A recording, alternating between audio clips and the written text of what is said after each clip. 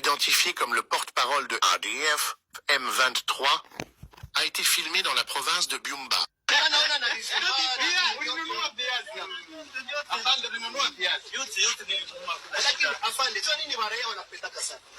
Nimezaliwa hivi. Watu wote wananipenda sababu niko mtoto mzuri. Sina shida na mwanadamu. Nadhani sasa. Nadhani. Pole. Afande. Afande. Tshisekedi akikatala muongee. Mko tayari kuendelesha vita? Nasema, sio tupendi vita. Kama piko naendelea kuua watu, jinsi mnafanya.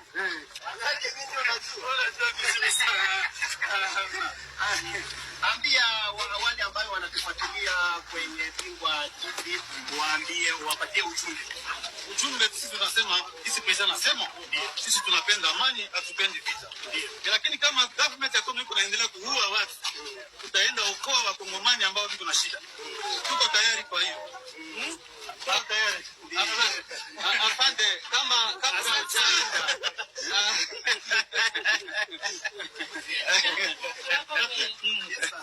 Afande, kabla hajaenda Goma utende ifasiria iko vita Goma. President anasema sisi hatuogope Goma. Hatupendi enda Goma. Lakini kama mauaji yanaendelea, tutaenda ukoa watu. Neno kwa wazalendo afande. Ile ni mafuta bangi. Wazalendo ni mafuta bangi, sio maneno ya kusema mozalendo gani. Ile ni mafuta bangi kabila na wakamata hakuna kitu. Neno ku jeshi la Urundi ambapo linakamatiwa mateka na jeshi leno sana. Hiyo jeshi kabisa, maneno ambayo president anasema, maneno wanafanya ni maneno vibaya sana. Kisha kwa wadui. Ndio kamata Burundi sasa wadui yetu sasa. Hivi mko tayari kukombate na Burundi? Tuko tayari kuokoa wakongomani. Tuko tayari wote Burundi. Tunajua tunakamata Warundi. Hakuna waskari wa Uventura ambao Warundi nao waikamata. Hakuna damu hawezi kamata. Lakini afande, utatuonesha siku gani wa prisonier wagina Nyatura? Sio mbali utaona. Sio mbali utaona. Utaona. Umri wa namba ni ngapi afande? Okay, bye. Asante. Au Rwanda, les images montrent Ngoma rendant visite à sa femme et à ses enfants au Rwanda.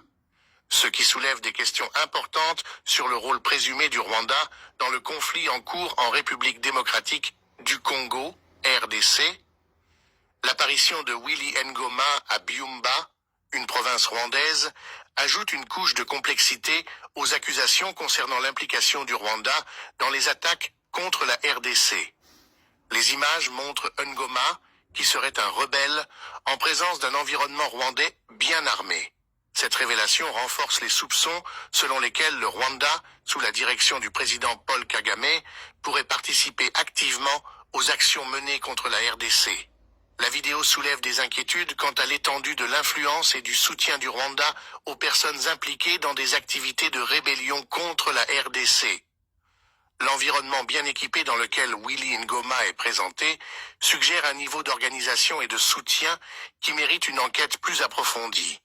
Ce développement remet en question la position officielle de l'administration de Paul Kagame, qui a toujours nié toute implication directe dans le conflit en RDC. Les images de Ngoma dans la province de Byumba alimentent le scepticisme à l'égard des affirmations de Kagame, car elles impliquent un lien plus complexe entre les territoires rwandais et les éléments contribuant à l'instabilité dans la RDC voisine. Alors que la communauté internationale continue de se débattre avec les complexités de la situation dans la région des Grands Lacs, la présence d'individus comme Willy Ngoma au Rwanda soulève des questions pressantes sur le rôle de la nation dans le conflit. Elle incite à réévaluer les récits entourant la crise en RDC et exige un examen approfondi des liens présumés entre les rebelles et le gouvernement rwandais. Les implications de la visite documentée de Willy Ngoma à Byumba vont au-delà des affaires personnelles, suggérant une implication plus profonde qui mérite d'être examinée.